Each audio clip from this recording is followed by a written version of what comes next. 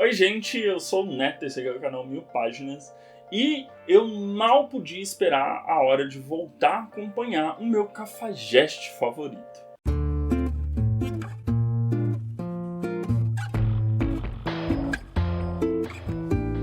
Bom, então antes de começar, os recadinhos de sempre aqui do canal, não esquece de deixar seu like, seu comentário, se inscrever. Lembrando que no box de descrição você vai encontrar o link para a loja do Capitão Onigiri e também o cupom de desconto aqui do canal Onigiri Neto, que você consegue 5% a mais de desconto no ato de fechar suas compras com o cupom.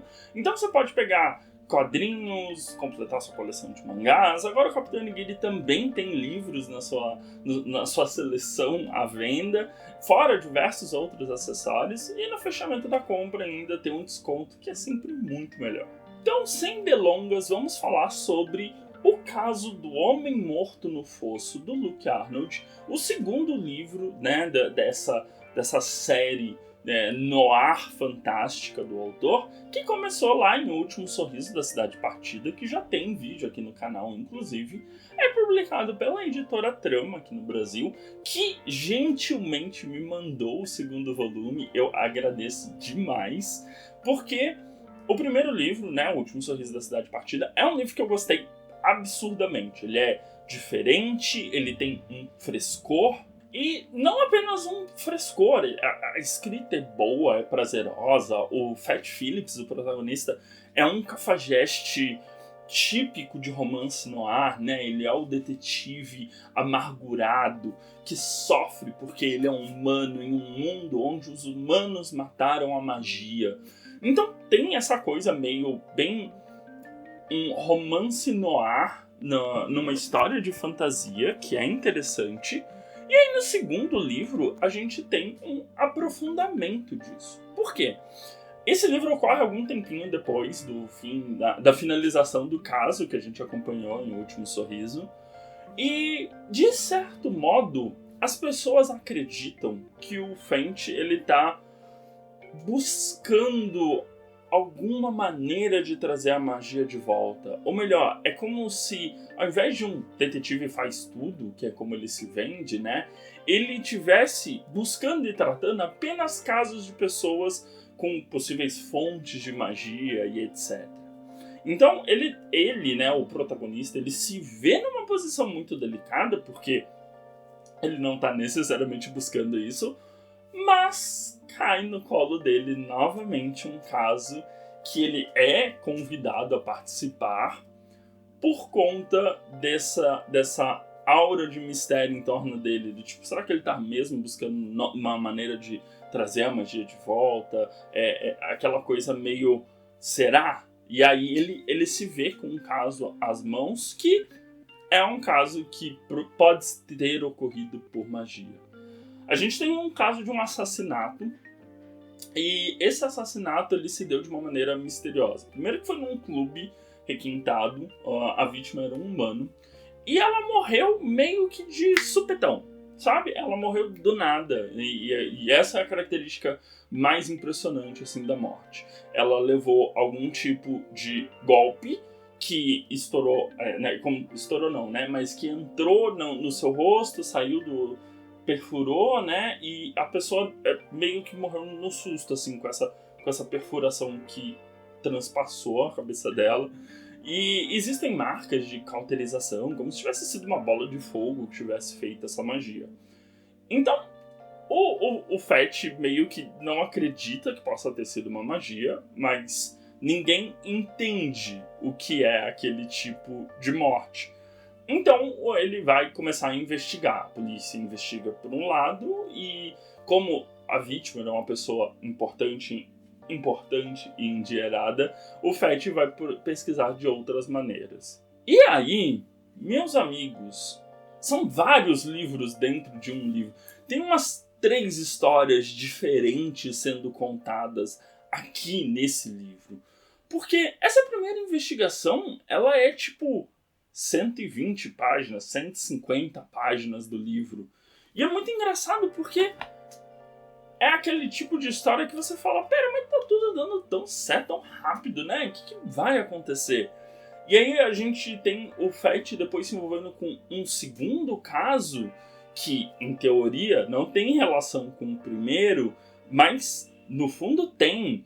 E posteriormente com um terceiro caso, que também parece que não vai ter nenhum tipo de ligação com o assassinato ou que estava ocorrendo em Thunder City, mas está conectado. E aí a gente tem a finalização, né? O modo como tudo está amarrado, em que todos esses 3 casos que o Fett acaba se envolvendo se entrelaçam e viram uma coisa completamente diferente, assim.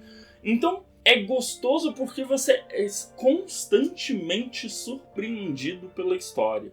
Ela não é apenas uma investigação de assassinato, ela também é a investigação de um marido que desapareceu. Ela também é a investigação de uma companhia que precisa saber por que alguns itens dela foram roubados. E essas coisas vão se interligando de uma maneira muito única. A minha sensação, e se você me acompanha nas redes sociais, você viu que eu estava postando conforme eu ia lendo, é que é um livro que ele vai sempre brincar com o que você espera daquela história. E isso é muito bom. Porque o primeiro é uma investigação mais linear, né? O Último Sorriso da Cidade Partida, ele é algo mais linear. Enquanto que esse, ele é alguns casos, e aqueles casos vão se embolando, e aquelas pessoas novas que vão entrando, o que é um ponto muito positivo para esse livro. A gente tem a inclusão e o aprofundamento de outros personagens, e tudo isso vai se embolando com que o único fio condutor é o nosso detetive amargurado e cansado dessa vida. Então, é muito interessante esse desenvolvimento que a gente acompanha. Aí uma coisa que é muito legal é que, sim, a gente sabe que é um mundo em que a magia já tá morrendo, né? Ela tá dando seus suspiros finais, mas é um livro que sempre vai nos surpreender com a resistência da magia, sabe? A resistência de criaturas mágicas que sabem que estão, do fim da sua vida, muitas que tiveram vidas de milênios sabem que estão para morrer, mas existe uma resistência mágica praticamente. É como se o mundo se recusasse a virar as costas para essa magia primordial que eles tinham acesso, e houvesse efetivamente uma resistência dessa magia. E um outro elemento que me chama bastante a atenção é como Thunder City é uma cidade muito única, em que as diversas raças elas vivem numa aparente normalidade, né? Os humanos com anões, com elfos, com dríades, com etc, etc, etc. Elas vivem numa aparente normalidade e por conta disso elas não sabem como é o mundo lá fora. O mundo lá fora que é também explorado nessa história. Pela primeira vez a gente tem o Fett indo em outras localidades, outras cidades, falando sobre o resto do continente. Então tem essa coisa também de um aprofundamento do world building que já estava sendo feito, só que ele é feito de uma maneira que funciona para a trama principal. Ele não é só um grande blocão de informação de como aquele mundo funciona. Ele vai sendo construído no decorrer daquela narrativa. E por último, mas não menos interessante, a gente tem muito uma característica de brincar com a humanidade. A humanidade no sentido de as pessoas humanas desse mundo. Que, ok, elas eram a raça mais fraca antes. Elas não faziam magia, elas não tinham nenhuma habilidade especial, essencialmente. Mas, agora que não existe mais magia, a engenhosidade dos humanos pode surgir. Então o livro explora essa engenhosidade humana. E essa engenhosidade humana ela não é só pro bem, né? A gente vive num mundo que tem vários problemas ecológicos, econômicos, criminais. Então a gente sabe que a engenhosidade humana ela não é só positiva ou só para melhorar a vida das pessoas. Então o livro ele traz esse elemento de, cara, agora os humanos são os reis. Tipo, eles não são afetados pela morte da magia, eles não perderam nada, essencialmente, mas agora eles podem dominar o mundo, sabe? Tipo, eles podem ser os grandes senhores de poder dessa nova balança que está sendo construída no mundo pós-morte da magia. E, de novo, tudo isso intrinsecamente ligado ao caso que o Fett tá pesquisando, né? Tá investigando. Então tem essa coisa muito legal de...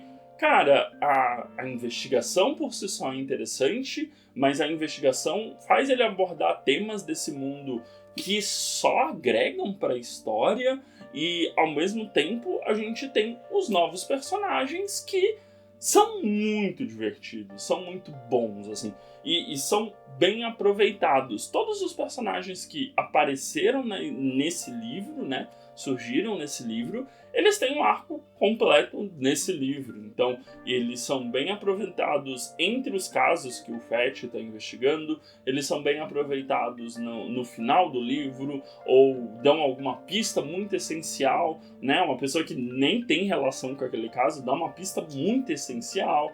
Então tem essa coisa, cara, é instigante, sabe? É um livro instigante para você acompanhar.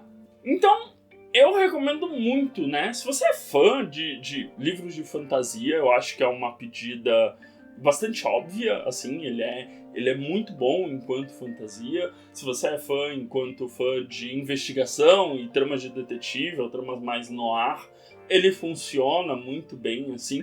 E se você gosta de protagonistas que não são mocinhos, né? Eles são meio anti-heróis, ou melhor, eles têm um lado meio quebrado e de tipo, que só tá tentando sobreviver. Também o Fett é esse tipo de personagem. Ele é o investigador beberrão que bebe pra afogar seus problemas e culpa o mundo por todas as benesses. Tipo, ele se culpa por tudo que deu errado no mundo, mas culpa o mundo por ter ido pra essa desgraça toda, assim.